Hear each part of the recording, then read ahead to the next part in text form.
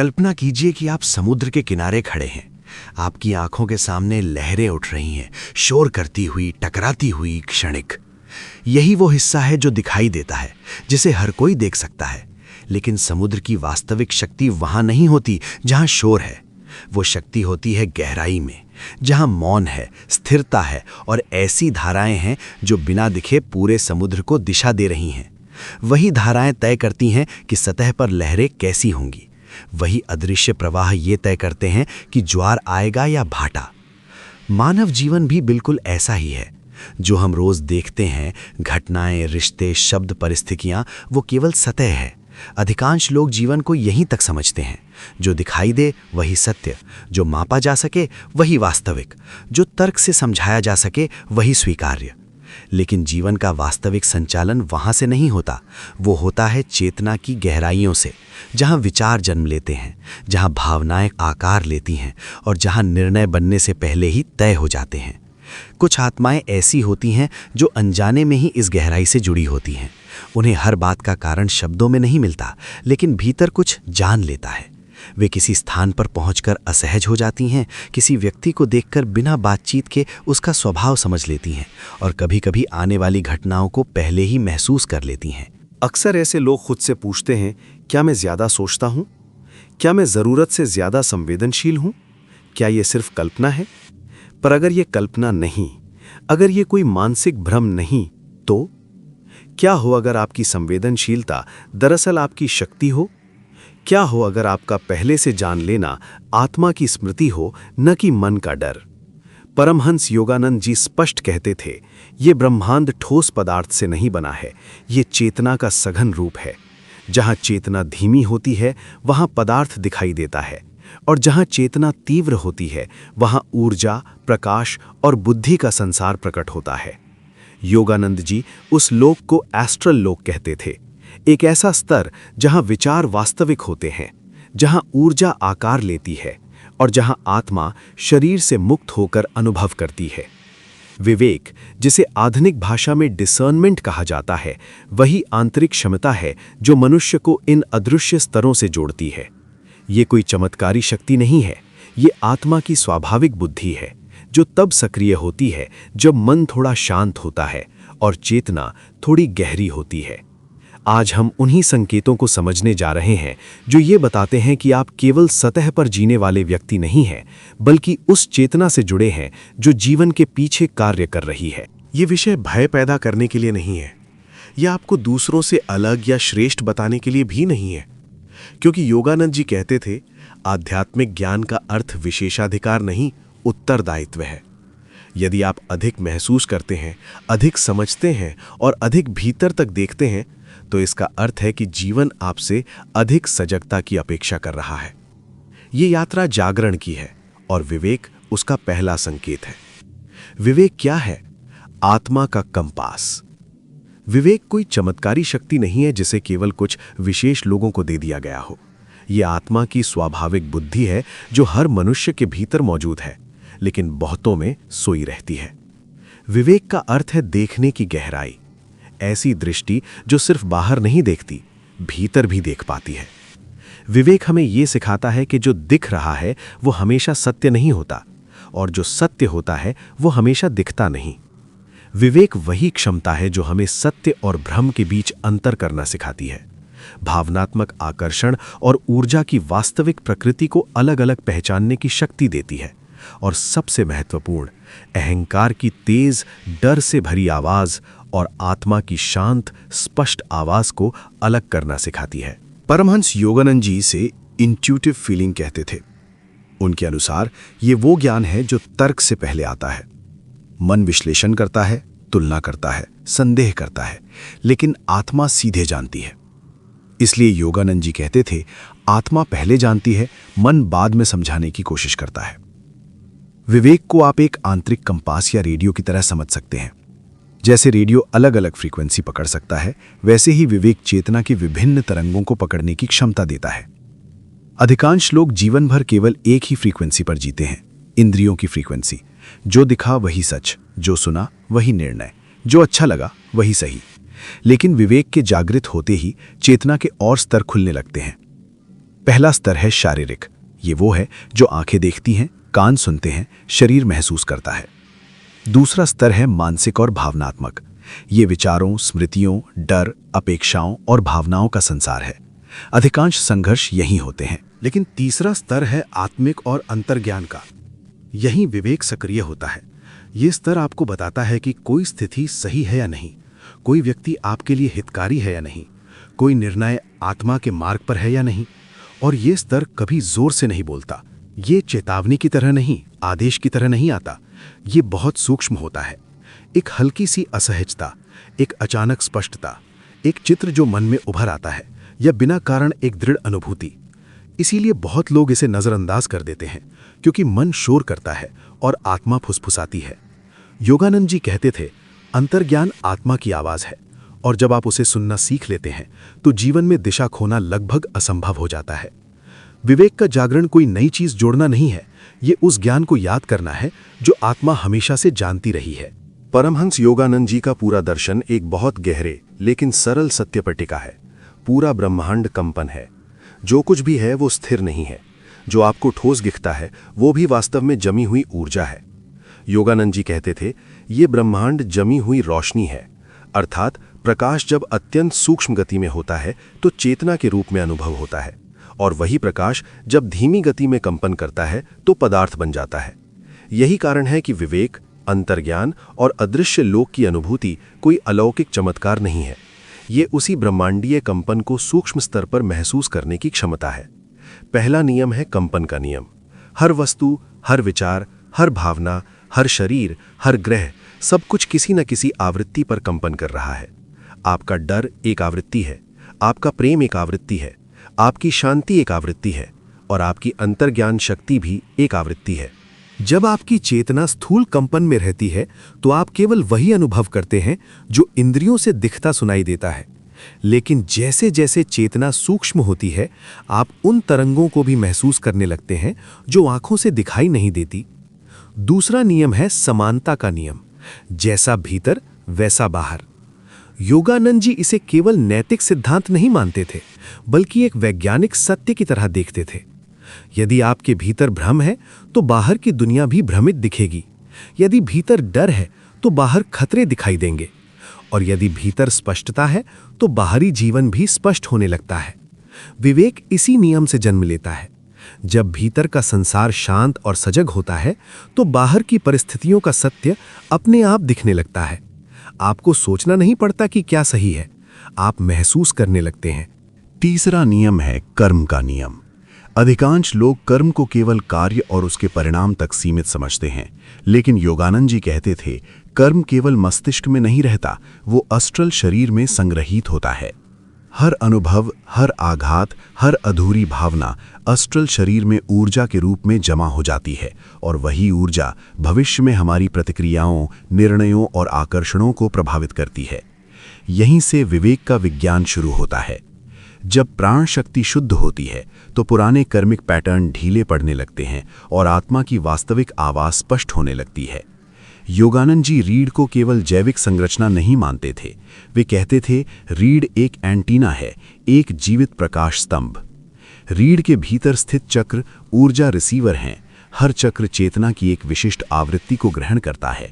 जब प्राण नीचे रहता है तो चेतना केवल जीवित रहने तक सीमित रहती है, लेकिन जैसे जैसे प्राण ऊपर उठता है चेतना विस्तार पाने लगती है, और जब प्राण भ्रूमध्य और सहस्रार की ओर बढ़ता है तो विवेक जागता है। आप केवल सोचते नहीं, आप जानते हैं। यही कारण है कि ध्यान, प्राणायाम और योग विवेक को विकसित करने के मुख्य साधन हैं, क्योंकि वे चेतना की आवृत्ति को बदलते हैं। ये कोई चमत्कार नहीं है, ये कोई विशेष लोगों को मिला वरदान नहीं है, ये मानव चेतना का स्वाभाविक विकास है। और जब ये विकास होता है तो मनुष्य केवल संसार में नहीं जीता, वो संसार को समझने लगता है, दिखने वाले और अदृश्य दोनों स्तरों पर। विवेक के 7 स्पष्ट संकेत। संकेत 1, आप स्थानों और लोगों की ऊर्जा महसूस करते हैं। यदि आपके भीतर विवेक जागृत है तो आप केवल दृश्य नहीं देखते, आप वातावरण को महसूस करते हैं। आप किसी स्थान में प्रवेश करते हैं और बिना किसी तर्क के अचानक मन भारी हो जाता है या अनायास ही शांति उतर आती है। कमरा सुंदर हो सकता है, लोग मुस्कुरा रहे हो सकते हैं, पर भीतर कुछ कहता है यहां ऊर्जा ठीक नहीं है। या फिर इसके विपरीत किसी साधारण से स्थान पर अचानक सुकून, विस्तार और सुरक्षा का भाव आ जाता है। ये कल्पना नहीं है, ये आपकी चेतना का ऊर्जा के स्तर पर प्रतिक्रिया देना है। योगानंद जी कहते थे, हर मनुष्य के चारों ओर एक चुंबकीय आभा होती है। ये आभा उसके विचारों, भावनाओं और कर्मों से बनती है। जब आप किसी व्यक्ति से मिलते हैं तो आप केवल उसका चेहरा नहीं देखते, आप उसकी आभा से टकराते हैं। और अगर आपका विवेक सक्रिय है तो शब्दों से पहले ही आप समझ जाते हैं कि ये व्यक्ति सच्चा है या नकाब में है, ये शांत है या भीतर अशांत, ये सुरक्षित है या भीतर कुछ छुपा रहा है। बहुत बार ऐसा होता है कि सामने वाला बहुत अच्छा बोल रहा होता है, पर भीतर एक सूक्ष्म असहजता रहती है। और कभी-कभी कोई बहुत कम बोलता है, पर उसके पास बैठते ही मन स्थिर हो जाता है। ये निर्णय नहीं है, ये जजमेंट नहीं है, ये ऊर्जा पढ़ना है। योगानंद जी इसे डिवाइन मैग्नेटिज्म कहते थे। वे कहते थे, जिसका मन शांत और ईश्वर से जुड़ा होता है उसकी आभा भी शांत होती है, और जिसकी चेतना भ्रमित होती है उसकी ऊर्जा भी अस्थिर होती है। यदि आप बिना प्रयास के इन तरंगों को महसूस कर लेते हैं तो ये संकेत है कि आपकी चेतना सिर्फ इंद्रियों तक सीमित नहीं रही। आपका विवेक आपको अदृश्य स्तर की जानकारी दे रहा है, और यही अदृश्य लोक के ज्ञान का पहला और सबसे स्पष्ट संकेत है। संकेत 2, गहरे प्रतीकात्मक स्वप्न। यदि आपके भीतर विवेक सक्रिय है तो आपकी नींद साधारण विश्राम नहीं रहती। नींद आपके लिए चेतना की एक दूसरी यात्रा बन जाती है। आपके सपने सिर्फ दिन की घटनाओं की दोहराव नहीं होते, वे प्रतीकों से भरे होते हैं। कभी कोई दृश्य, कभी कोई व्यक्ति, कभी कोई अजीब सा अनुभव जो जागने के बाद भी आपके भीतर गूंजता रहता है। आप उठकर सोचते हैं, ये सपना कुछ कह रहा था। योगानंद जी स्पष्ट रूप से कहते थे, नींद में शरीर विश्राम करता है पर चेतना निष्क्रिय नहीं होती। वो अस्ट्रल लोक में प्रवेश करती है, एक ऐसा स्तर जहां विचार, चित्र और ऊर्जा भौतिक नियमों से मुक्त होते हैं। अधिकांश लोग वहां जाकर भी कुछ याद नहीं रख पाते क्योंकि उनका मन जागृत अवस्था में बहुत शोर करता है। लेकिन जिनके भीतर विवेक जाग रहा होता है, उनकी चेतना एस्ट्रल अनुभवों की स्मृति वापस ले आती है। इसलिए उनके सपने कभी चेतावनी बनते हैं, कभी मार्गदर्शन, कभी भविष्य की झलक और कभी भीतर छिपे सत्य का आईना। कई बार आप किसी निर्णय को लेकर उलझे होते हैं और सपना सीधे उत्तर दे देता है, बिना शब्दों के, केवल प्रतीकों के माध्यम से। योगानंद जी कहते थे, एस्ट्रल लोक प्रतीकों की भाषा बोलता है। जो व्यक्ति विवेकशील होता है वह उन प्रतीकों को समझना सीख जाता है। यदि आपके सपने आपको बार बार अंदर झांकने को मजबूर करते हैं, यदि वे आपको सचेत बनाते हैं, डराते नहीं, तो ये संकेत है कि आपकी चेतना दृश्य संसार से आगे देखने लगी है। ये कोई भ्रम नहीं, ये विवेक का स्वप्नों के माध्यम से आपसे संवाद है। संकेत 3, बिना कारण जान लेना। यदि आपके भीतर विवेक सक्रिय है तो आपके जीवन में ऐसे क्षण आते हैं जब आप कुछ जान लेते हैं, बिना सोचे, बिना विश्लेषण किए, बिना किसी प्रमाण के। ये जानना मन की प्रक्रिया नहीं होता, ये विचार नहीं होता, ये अचानक घटित होता है, जैसे भीतर कोई दीपक एक पल के लिए जल उठा हो। आप किसी व्यक्ति के बारे में कुछ समझ लेते हैं, आप किसी परिस्थिति के परिणाम को पहले ही महसूस कर लेते हैं, आप किसी निर्णय से पहले ही उसकी दिशा पहचान लेते हैं, और तब समय गुजरता है और वही सत्य सिद्ध हो जाता है। योगानंद जी इसे कहते थे क्लेयर कॉग्निसेंस, अर्थात आत्मा का प्रत्यक्ष ज्ञान। वे समझाते थे, आत्मा समय से परे होती है, वो कारण और परिणाम दोनों को एक साथ देख सकती है। मन केवल वर्तमान को पकड़ता है, पर आत्मा संपूर्ण प्रवाह को जानती है। इसलिए जब विवेक जागृत होता है तो आत्मा की स्मृति मन तक पहुंचने लगती है। यही बिना कारण जान लेना है।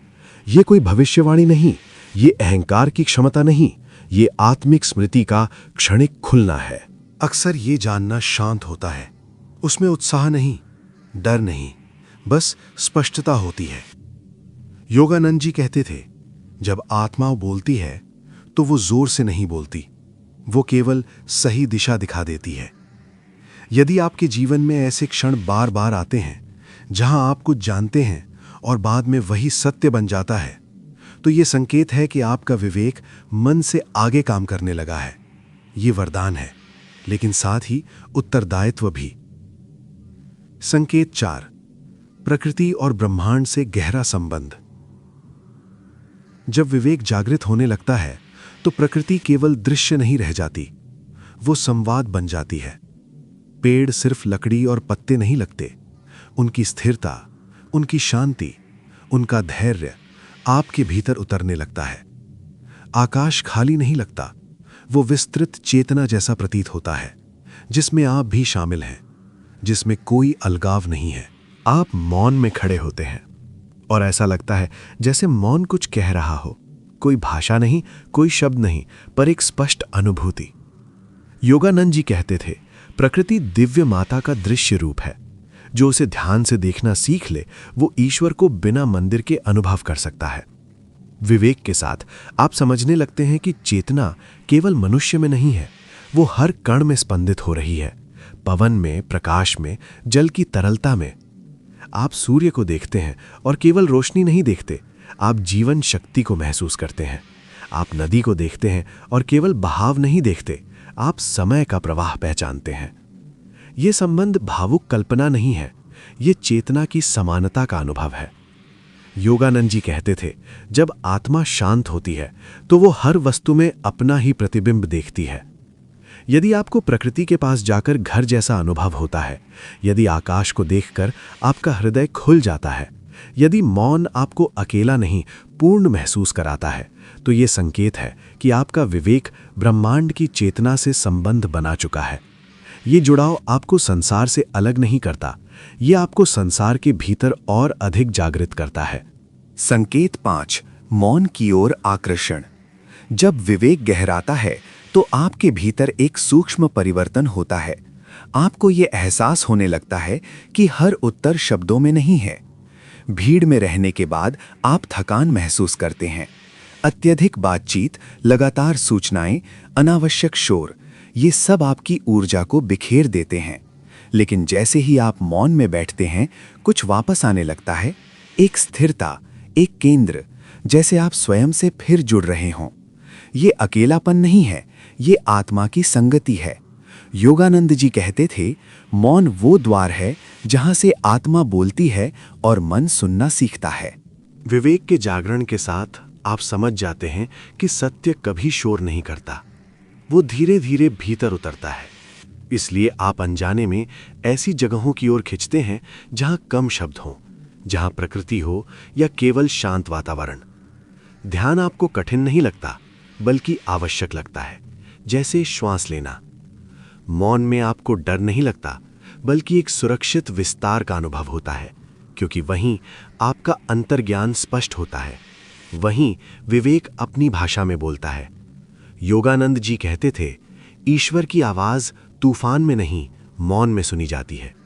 यदि आप देख रहे हैं कि आपका मन अनावश्यक शोर से हटकर स्वाभाविक रूप से शांति की ओर जा रहा है, यदि मौन आपको खाली नहीं बल्कि भरा हुआ लगता है, तो ये स्पष्ट संकेत है कि आपकी चेतना सूक्ष्म स्तर पर देखना और समझना सीख रही है। ये मौन आपको संसार से काटता नहीं, ये आपको संसार में और सजग बनाता है। संकेत 6, आप पैटर्न और संयोग पहचानते हैं। जब विवेक जागृत होता है तो जीवन बिखरा हुआ नहीं लगता, घटनाएं अलग अलग नहीं दिखती, बल्कि एक अदृश्य धागे से जुड़ी हुई प्रतीत होती हैं। आप किसी प्रश्न के साथ सोते हैं और अगले दिन कोई वाक्य, कोई व्यक्ति, कोई दृश्य उसी प्रश्न का उत्तर बनकर सामने आ जाता है। कभी किसी का नाम सोचते हैं और उसी क्षण उसका संदेश आ जाता है। कभी कोई पुस्तक अचानक आपके जीवन में आती है और ठीक वही बात कह देती है जिसकी आपको भीतर जरूरत थी। ये संयोग नहीं होते, ये सिंक्रोनिसिटी हैं। योगानंद जी कहते थे, जो व्यक्ति भीतर से सजग हो जाता है वो ईश्वर की योजना को घटनाओं के बीच पहचानने लगता है। विवेक का अर्थ है ये समझ पाना कि जीवन अराजक नहीं है। हर अनुभव, हर मुलाकात, हर विलंब या अवसर किसी न किसी उद्देश्य से जुड़ा है। जब आप इन पैटर्न्स को देखने लगते हैं तो आपके भीतर एक गहरी श्रद्धा जन्म लेती है। आप घबराते नहीं, आप जानते हैं कुछ बड़ा आपको दिशा दे रहा है। ये भविष्यवाणी नहीं है, ये संवेदनशीलता है। आप समय को सिर्फ घड़ी से नहीं मापते, आप अनुभव करते हैं कि कब आगे बढ़ना है और कब रुकना है। योगानंद जी कहते थे, ईश्वर मौन भाषा में मार्गदर्शन करता है और विवेक उस भाषा को पढ़ने की क्षमता है। यदि आपको लगने लगा है कि जीवन के संयोग बहुत सटीक हो गए हैं, यदि आप घटनाओं के पीछे एक अर्थ देख पा रहे हैं, तो समझिए आप चेतना के उस स्तर पर पहुंच रहे हैं जहां ब्रह्मांड आपसे सीधे संवाद करने लगता है। ये ज्ञान आपको अहंकारी नहीं बनाता, ये आपको और विनम्र बनाता है, क्योंकि आप समझ जाते हैं आप अकेले नहीं चल रहे। संकेत 7, ज्ञान के साथ जिम्मेदारी का भाव। जब विवेक सच में जागृत होता है तो उसके साथ एक गहरी गंभीरता भी आती है। आप जो समझते हैं, जो महसूस करते हैं, जो देख पाते हैं, उसे हल्के में नहीं लेते। आपको भीतर से ये स्पष्ट रहता है कि हर सत्य हर समय हर व्यक्ति के लिए नहीं होता। इसलिए आप अपने ज्ञान का प्रदर्शन नहीं करते, आप उसे साबित करने की कोशिश नहीं करते। आप दूसरों को प्रभावित करने के लिए अपनी अंतर्दृष्टि का उपयोग नहीं करते। ये बहुत महत्वपूर्ण संकेत है, क्योंकि जैसे जैसे अदृश्य लोक का ज्ञान बढ़ता है, वैसे वैसे अहंकार का खतरा भी बढ़ता है, और सच्चा विवेक इस खतरे को पहले ही पहचान लेता है। योगानंद जी कहते थे, ज्ञान शक्ति है और शक्ति का दुरुपयोग आत्मा को नीचे गिराता है। इसलिए विवेक वाला व्यक्ति हमेशा मौन को प्राथमिकता देता है।